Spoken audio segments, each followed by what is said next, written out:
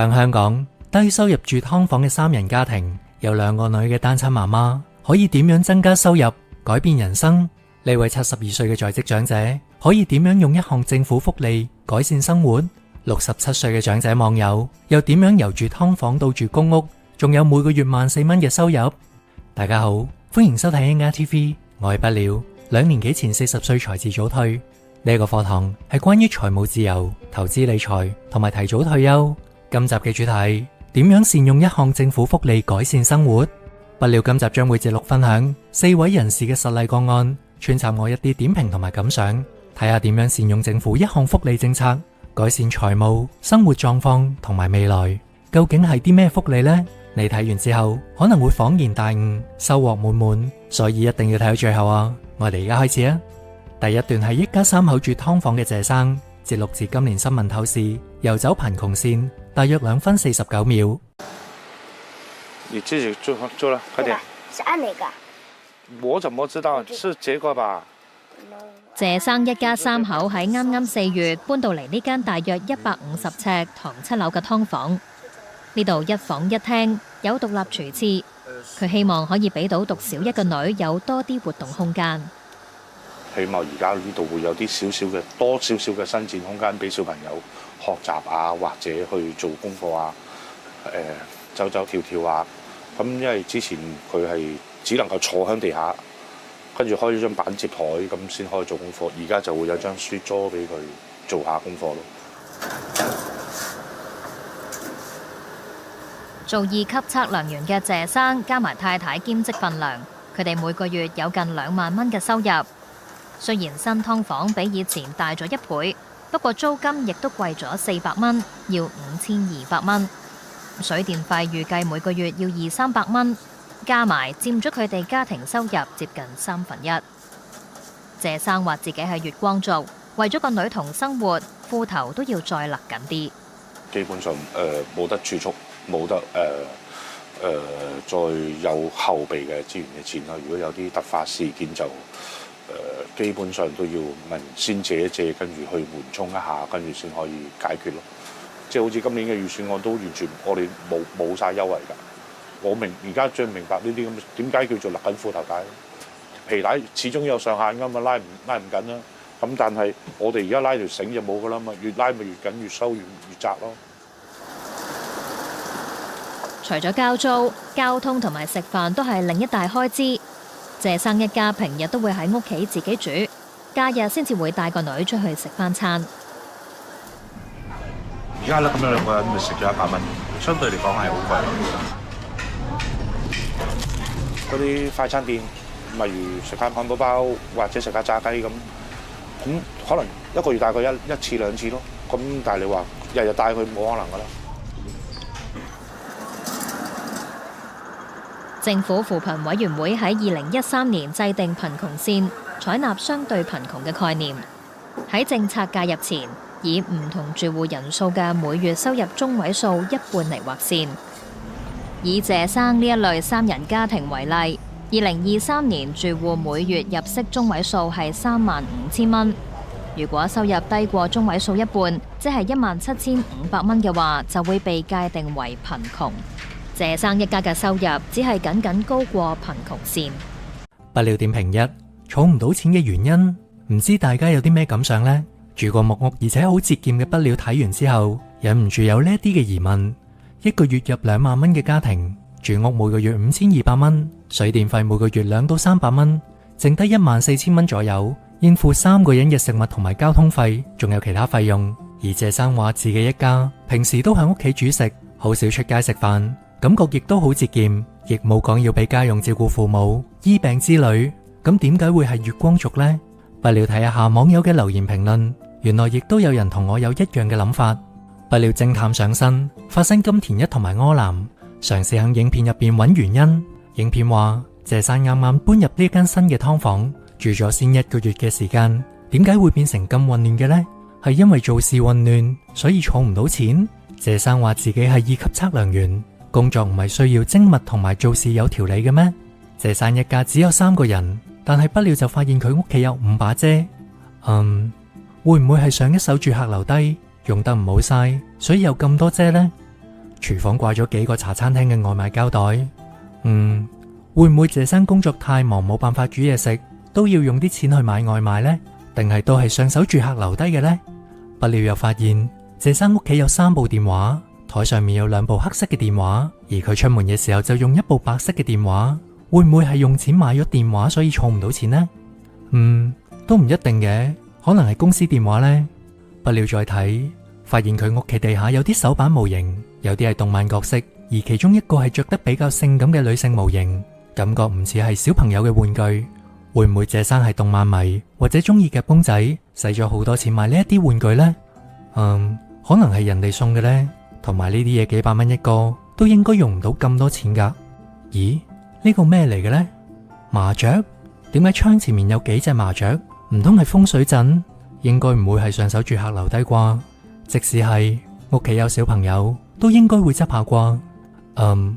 我真係幫唔到謝生解釋呢幾隻麻雀啦。我都係唔揾啦。不料覺得如果收入正常，亦都十分節儉，到謝生呢一個年紀，應該有一定儲蓄先至係。我相信謝生一定有啲地方漏緊財，俾父母家用、欠債、投資失利，定係有一啲使錢嘅嗜好，係咩呢？我唔知道。有啲可能響鏡頭前面睇到，有啲可能睇唔到。不料亦都唔敢響度妄下結論，家家有本難念的經。不過無論謝生點樣，其實同大家都未必有關係。不料反而想借呢個例子，同大家講同你切身有關嘅。如果你想儲錢，但係儲唔到，一定有原因嘅。揾出原因並且改善佢啦。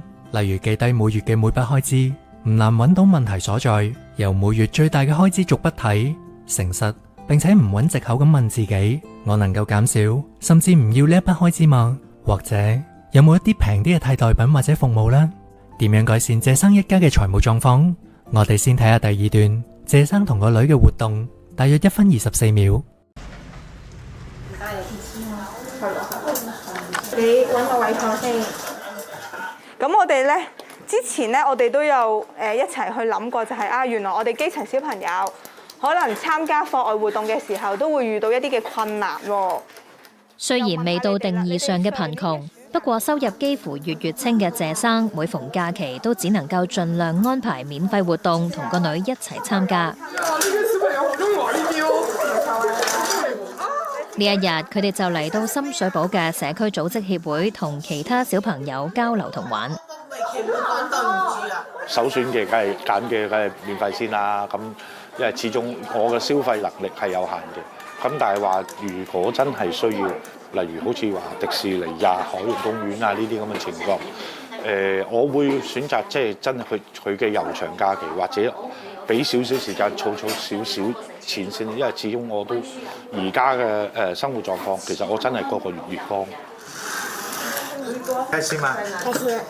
樂施會舊年發表香港貧窮狀況報告，佢哋分析政府統計處數據，話2023年第一季有超過136萬貧窮人口，另外有近21萬人屬於在職貧窮，當中60%都有全職工作。不料點評2：政府福利支援，睇起嚟謝生連個女嘅活動都好慳，所以只有佢先至知道點解會月月光啦。假如有一位好似謝生嘅個案，可以點樣改善理財呢？影片好多嘅評論留言話：冇錢就唔好生仔。從理財角度講，的確係嘅。不過可能謝生受父母之命，或者意外唔小心生咗呢。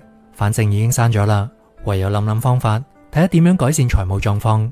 免責聲明：不料唔做任何嘅道德批判，只係從理財角度提供可能嘅方法俾大家參考。我亦都冇用過嚟緊所講嘅政府福利，亦都唔保證所講嘅100%正確。有任何疑問，請自行向有關當局查詢。1、公屋，類似謝生嘅個案可以申請公屋。2024年3人家庭嘅入息限額係24,470蚊，資產淨值限額係50,05,000蚊。謝生話自己冇後備儲蓄，有突發事情都要問人借錢。不料估計謝生應該符合公屋嘅申請限額，我估計佢亦都已經申請咗。2、在職家庭津貼，感謝睇到依家嘅網友終於進入呢一條片嘅核心啦，就係在職家庭津貼係啲咩嚟呢？在職家庭津貼簡稱職津，目的係鼓勵自力更生，舒緩跨代貧窮。職津計劃嘅申請以住戶包括1人住戶為單位，申請住戶達到工時要求，並符合入息同埋資產限額，就可以申領計劃下嘅基本津貼、中額津貼或者高額津貼啦。每名合資格嘅兒童仲可以申領兒童津貼，視乎住戶入息，津貼以全額、3/4額或者半額發放。講翻人話，即係例如謝生一家3口屬同一個住戶，如果成功申請就可以得到1份錢。另外由於有一個女，所以能夠另外收到另一份錢，一共2份錢。如果係一家5口嘅話，有3個仔女，住戶1份錢，仔女3份錢，就可以攞到4份錢啦。先講重要同埋大家關心嘅津貼金額。津貼金額係按每月住戶嘅總工時同埋住戶入息計算嘅。如果住戶嘅總工時足夠高同埋收入足夠低嘅話，就可以取得全額嘅津貼。2024年4月之後申領嘅月份，住戶每個月嘅全額津貼係1610蚊，而每名兒童每個月嘅全額津貼亦都係1610蚊。再講申請資格，詳情大家可以自己去官方網站上面睇，不料喺度只係講最重要嘅。1. 申領期係申請前啱啱過去嘅6個歷月，例如7月提出申請，就係申領1到6月份嘅津貼。 2. 申請職津計劃嘅住戶成員需要係香港居民，但係唔設居港年期嘅要求，即係新嚟香港嘅人士亦都可以申請津貼或者作為住戶成員。 3. 職津亦都唔會計算為公屋申請者嘅入息。 4. 如果想申請呢一個計劃嘅兒童津貼，合資格嘅兒童必須係15歲以下，或者介乎15到21歲，並且正接受全日制教育，專上教育除外。 5. 入息同埋資產限額，以謝生3人家庭為例，資產上限係505000蚊，全額、4/3額同埋半額津貼嘅入息上限分別為19800蚊、23800蚊同埋27700蚊。計算好複雜唔明白，自己唔識計唔使驚，最簡單係用網頁左下角嘅職津計劃計算機，只要簡單回答6條問題，網站就會幫你計算結果同埋所得嘅津貼金額。不料以謝生3人家庭為例，同大家一齊計下。第1條，你嘅住戶係咪1人住戶？否。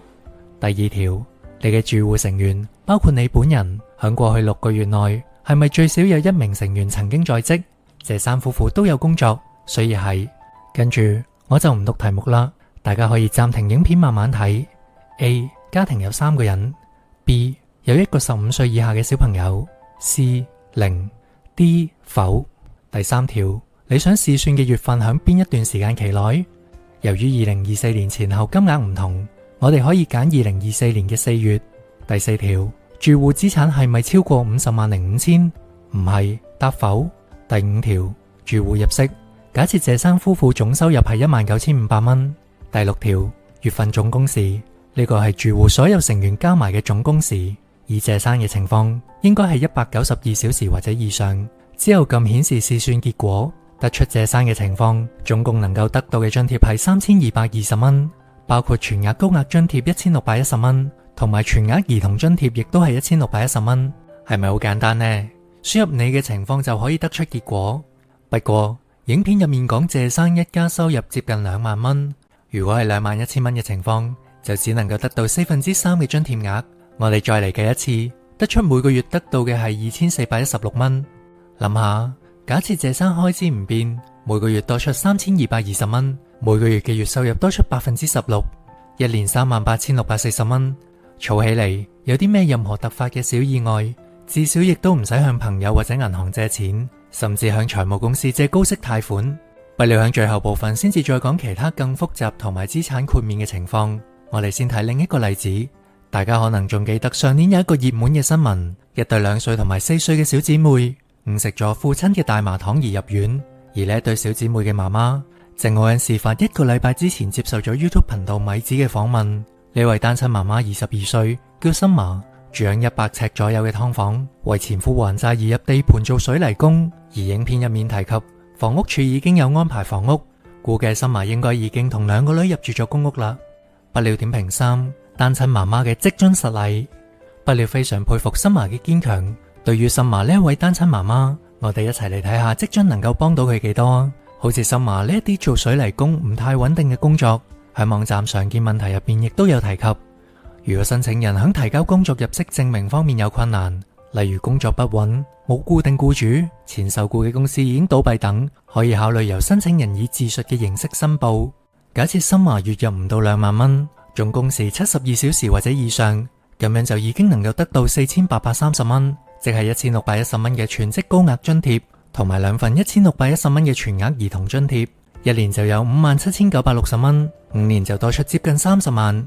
佢今年先至23歲，有公屋，如果能夠好好儲蓄，甚至做好投資，哪怕只係做低風險嘅收息投資，或者投資自己賺錢嘅工作技能，未來絕對可以活出更好嘅人生。再嚟睇下第3段影片，係高管退休之後72歲再就業嘅 Gordon， 節錄自2018年星期日檔案，退休後再就業，高管變看更，大約1分30秒。由警務處簽發嘅4類保安員許可證，只有甲類牌照冇年齡上限，年過70都可以喺單棟式私人住宅做保安，亦都係長者最易入行嘅工種。報間寫定喺度咧，變咗我自己我就 check 時間，一到呢個時間咧我就會打電話。保安行業長期人手唔夠，Gordon話睇到招聘廣告，打個電話就即刻揾到工，真係可以揾嘅。咁你差唔多，你打電話去，你肯做嘅説話咧，佢係可以請你嘅。我係見過第二啲工㗎，跑馬地大坑度做，人工高過呢度㗎。咁就但我太太叫我唔好返，咁第一個路途遠。呢份工時薪37個半，Gordon話有工作，時間過得有意義一啲。時間長12小時，咁我都做啦，冇所謂嘅。就算呢度唔做，我返屋企咪坐度睇電視咯。係嘛？由管理階層轉做管理員，佢話冇包袱。有啲人可能咁感覺，哎呀，我低人一等啊！點樣低人一等啦？我唔係唔使做喎，我出賣我時間喎，係嘛？咁我係有個 duty 喺度喎，都係有一個職業嘅專業喺度㗎。大學教授用個專業學歷嚟博取佢嘅人工，咁我用個時間，用我嘅精力嚟博取人工。個 concept 係乜樣㗎？不了點評4，職業無分貴賤。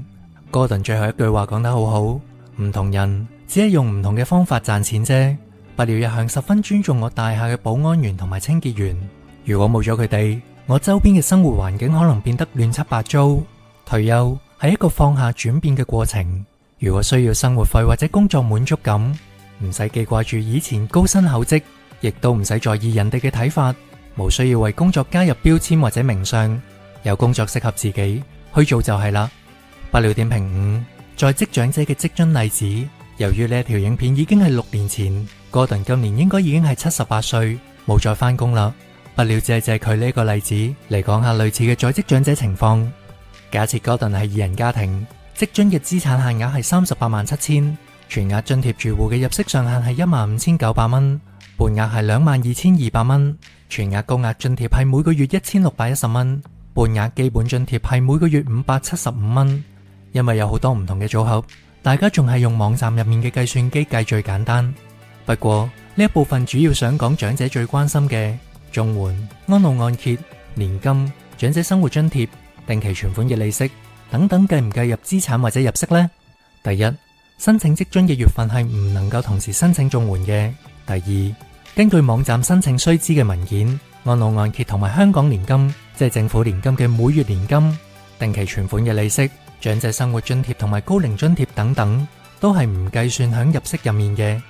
第三，至於資產部分，自住物業唔計算為資產，但係強積金可提取嘅累算權益係計算嘅。第四，另外政府年金文件入面冇講到係資產豁免嘅，因為年金亦都係保險計劃，亦都有現金價值。所以年金嘅現金價值應該都需要申報為資產。不了按字面理解，假如長者擁有100萬，買咗62萬嘅政府年金，剩低38萬嘅現金，但係由於呢一筆政府年金嘅保單有現金價值，所以仍然唔符合申請職津嘅資產限額。簡而言之，對於長者而言，以2人長者住戶計算，2024年度職津適合一啲資產高於79500蚊，但係低於387000蚊嘅在職長者。不了再舉一個簡單嘅真實例子，大家仲記唔記得第71集入面所講嘅網友 C 呢？佢67歲嘅時候住劏房，做保安員月入8000幾蚊，今年成功申請公屋，同時攞到長者生活津貼每個月嘅4190蚊，不料假設佢月入8500蚊，每個月嘅總工時係192小時或者以上。以下係嗰一集冇提到嘅，其實佢仲可以攞到每個月1610蚊嘅職津，即係有機會每個月收入達到1430蚊。對於住公屋嘅佢，呢一筆錢絕對好好用啦。我哋最後睇一個比較複雜，但係仍然能夠申請到職津嘅長者情況。假設有2位65歲嘅長者，冇仔女，有一層已經做咗逆按揭價值400萬嘅自住樓，每個月收緊年金8800蚊，但係佢哋嘅現金比較少，只有30萬，放到定期存款，每個月嘅利息收入810蚊。佢哋符合申請長者生活津貼嘅資格，收取每個月4195蚊。2個人每個月收8390蚊，所以每個月逆按年金、定期存款嘅利息加埋長生津嘅收入，總共有18000蚊。呢種情況之下，丈夫好似 Gordon 咁樣樂意工作，選擇揾一份兼職保安員工作，時薪46蚊，月入7000蚊，總工時大約150小時。用職津計算機計一下，由於安老按揭同埋長生津係唔計算入息部分，所以佢仍然可以攞到全額嘅基本津貼，每個月1150蚊。咁樣呢個2人嘅長者家庭每個月嘅收入就有26150蚊啦。即係逆按揭每個月嘅年金加2份長生津加定期存款嘅利息，仲有丈夫嘅工作收入，再加埋職津，有自住樓唔使租金支出，應該可以過到好唔錯嘅生活啦。其他項目或者更加複雜嘅情況係咪計入息或者資產，大家可以自己睇下申請須知或者詢問有關當局。總結一下，不料認為在職家庭津貼能夠大大幫助願意工作嘅基層家庭，特別係有年幼子女嘅低收入家庭。善用職津能夠改善生活，如果能夠儲蓄同埋好好咁理財，甚至有機會跳出貧窮階層。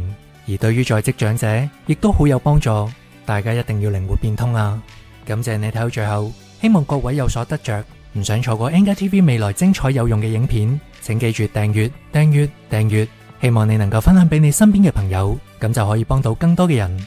有興趣嘅話，可以由第一集開始收睇所有嘅影片，全部精彩。支持不了創作嘅善長人翁可以俾我一個超級感謝。今集就到呢一度，記住俾個 like、留言同埋訂閱我嘅頻道啊！下次見。